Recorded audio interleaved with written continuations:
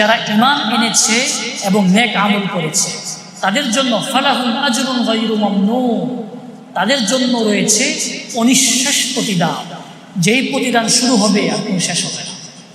সুবহানাল্লাহ। আল্লাহ তাআলা এখানে বলতে পারতেন যারা ঈমান আনবে আর নেক আমল করবে তাদেরকে আমি জান্নাত দিব, এটা বলতে পারতেন না আল্লাহ? আল্লাহ জান্নাত দিব বলেন না। কারণ কি? আল্লাহ তাদেরকে বলছেন অবিচ্ছিন্ন প্রতিদান দেব, এমন প্রতিদান তাদেরকে দিব আমি, এটার আর কোনো শেষ নাই। জান্নাতের সম্পর্ক তো আখিরাতের সাথে না, কিন্তু এদেরকে আল্লাহ তাআলা যারা নেককার এদেরকে আল্লাহ দুনিয়া থেকে প্রতিদান দেওয়া শুরু করে। সুবহানাল্লাহ। এই কারণে আল্লাহ জান্নাত বলেন নাই, বলছেন কি ফালাহুম আজরুন গায়রু মামনুন, নিরবিচ্ছিন্ন প্রতিদান, নিরবিচ্ছিন্ন পুরস্কার। আচ্ছা কি নিরবিচ্ছিন্ন পুরস্কার? একটা বিষয় খেয়াল করিয়া, যারা নাকি সমাজের নেক মানুষ, নেক সৎকর্ম, নেক বুজুর্গ, এরা কিন্তু বার্ধক্যে বিছানায় পইরা গেলেও মানুষ তাদের দেখতে যায় না? দেখতে যায় না? ভাই ভাই কেমন আছে, সান্ত্বনা দেয়, মাথা হাতায় দেয়, একটু বুকে জড়ায় ধরে, এরকম করে না? বহুত উলামায়ে কেরাম অসুস্থ হইলে আপনারা খালি উলামায়ে কেরামকে মানুষ কি পরিমাণ সম্মান করে দেখতে যায়। হাতে ঘিরা থাকে, কেউ শরীর টিপে, কেউ হাত টিপা দেয়, কেউ মাথাটা বানায় দেয়। কি বলেন ভাই, এরকম দেখছেন না? দুনিয়া থেকেই সম্মান শুরু হয়ে যায়। এটা কি আল্লাহ তাআলার প্রতিদান না? কি বলেন ভাই, এটা কি প্রতিদান না? দুনিয়া থেকেই সম্মান শুরু হয়ে যায়, দুনিয়া থেকে আল্লাহ তাআলা সম্মান দেওয়া শুরু করে দেয়। বিপরীতে যারা খারাপ মানুষ, এরা অসুস্থ হয়ে বিছানায় পড়লে দুনিয়া থেকেই তাদের বদনাম শুরু হয়ে যায় না ভাই?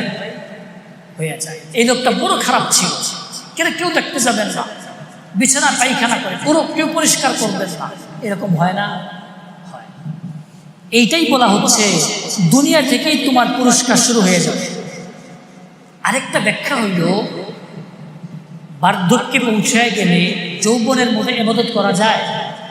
মানুষকে যৌবনে যেই পরিমাণ শক্তির সাথে ইবাদত করতে পারে, বার্ধক্যে করতে পারে? বলে করতে পারে না, কোনো টেনশন নাই।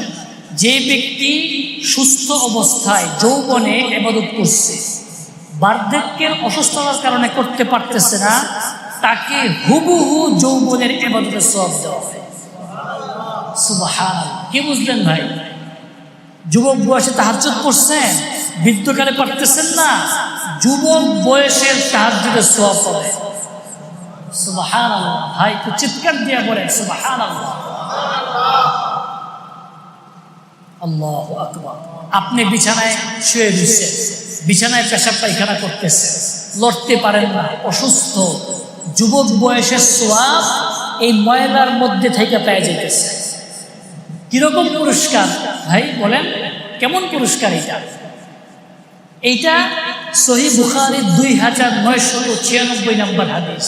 আল্লাহ রাসূল বলছেন, ইদা মারিদাল আবদ আও সাফার কুতিবা লাহু মিসলু মা কানা ইয়ামালু মুকিমান সাহিহা।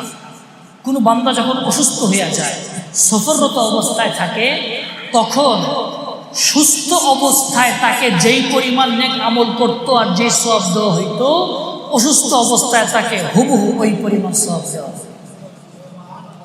সুবহানাল্লাহ। আল্লাহ তাআলা আমাদেরকে শক্তি থাকা অবস্থায় ভরপুর ইবাদত করার তৌফিক দান করেন।